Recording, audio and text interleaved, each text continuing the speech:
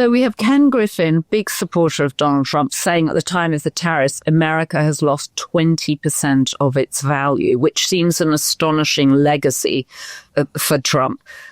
So he's now redirected ICE into the Democratic cities, he says, partly punitive because, of course, we haven't even spoken about the King's protests. And I know you went on your own protests with your children in East Hampton, which I want to come to next. And now we're hearing that ICE is actually running out of cash, that they can't just keep on supporting these sort of mass roundups of people. So will this stop inevitably too? Yes, another instance of not thinking through this. Oh, we're going to do this and it costs a lot of money. Right. I mean, yeah, all of this, the idea of mass deportations is just a thing. I mean, it's like, building a wall. Right. Which we haven't done and we are not going to do. It is a very complex, expensive, complex undertaking with a lot of cause and effect that you have to think through because it's going to impact so many other things that are vital to people. And there was a piece, and I should remember where, and I don't remember. Basically saying that a great many people in the country approved of the things that Donald Trump says he wants to do, but a great many people, even more, were troubled by his methods. I mean, so you have this major clash. This is kind of reality and illusion. He creates the illusion. The reality is something that A doesn't work, that people don't like, and that C has to be reversed. Right. So why does this leave Stephen Miller in all this? Because Stephen Miller is sort of saying we need to deport 3,000 people an hour. He's laying down quotas. He's the one that was supposed to be saying, in Trump 1, we didn't really know what was happening. We didn't know how to get ready for it. We didn't know the system. We've come back. We know the system. Now we're going to get things done.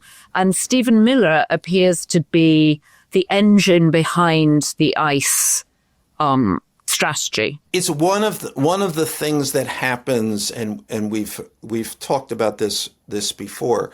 Trump, who is lazy, lets other people be in charge until they are perceived as being in charge, and then they are no longer in charge. So Stephen Miller is making a mess of this, and he will at some point fall foul of Trump and be dispatched.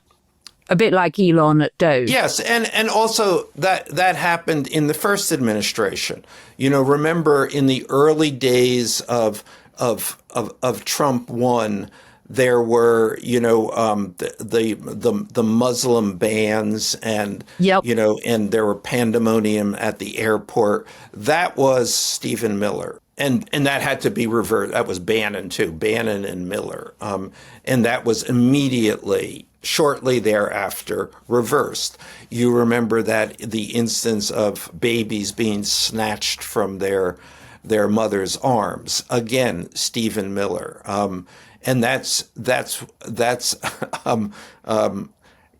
caused one person in the inner circle who I know to describe this as Stephen's masturbatory fantasies of immigration and deportation. So there is an awareness that Stephen Miller is a problem. And even Trump calls him Weird Stephen. Weird Stephen. Because he is weird, by the way. I mean, right. You can't spend a moment with him and not saying, oh, something off here. And what is that to do with? What, he doesn't keep eye contact? He looks very grey, but that's not enough to say he's weird. What constitutes the weirdness other than wanting to deport every immigrant? Yeah, he doesn't make eye contact, and then he talks to you in this monotone voice, and it feels very revvy. You know, the engine keeps the engine of his voice keeps going, and you kind of step back. Okay, well, that's definitely not a sell for Stephen Miller. But okay, so watch this space on Stephen Miller as ICE all starts as everything about ICE and the raids now annoys a lot of Republicans who have supported Trump up until now. Yeah, exactly. I mean, he has to, and even when when the administration began, and another person close to Trump who I said, okay, what's going to happen here with this? And this person was very straightforward. Well, they'll try to deport everybody until the headlines get too bad, and then we'll move on to something else. So where are Stephen Miller, Steve Bannon, and Tucker Carlson now in terms of Trump's, which one does Trump currently favor? I know Steve Bannon is out to the left, but he's frantically trying to get in again to fill the gap that Elon has left. And then you've got Tucker Carlson talking about the war. That's the crisis, I think, that's going to occur basically this week. Trump has to decide. I mean, there is already enormous pressure around Trump for the U.S. to give Israel its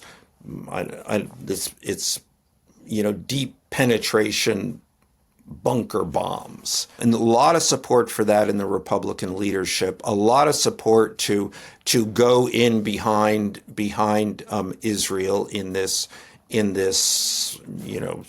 death battle, it seems, with Iran. But that. And hold on, the bunker bombs are the bombs that are supposed to take out the military sites, the nuclear sites that are buried deep within the hills. Exactly. And only that we have. Israel doesn't have that capability, apparently.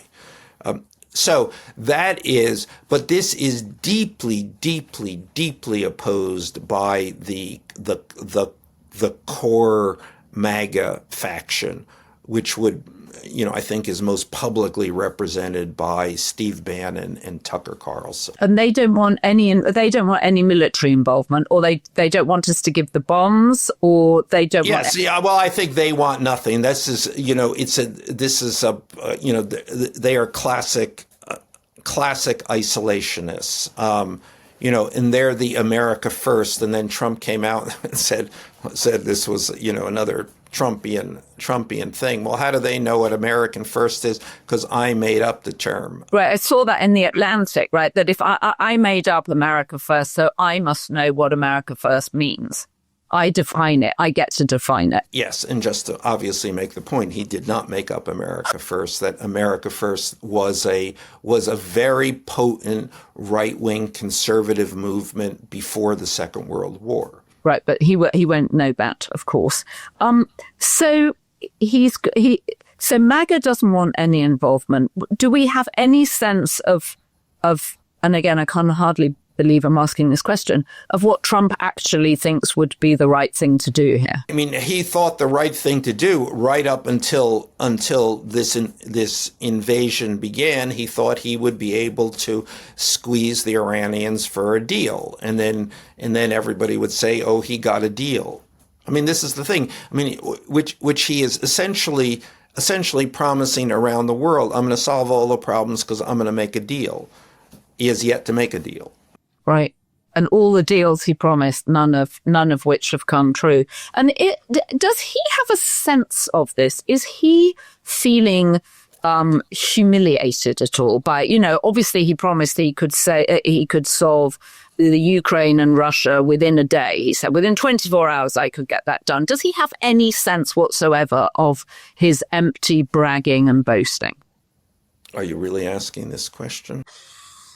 If he did have that sense, he would not be Donald Trump. So the secret of being Donald Trump is to have no self-awareness, and B, always to assume it is someone else's fault. Always, 100% of the time. He will always blame somebody else. He will never accept blame, never accept fault, never accept failure.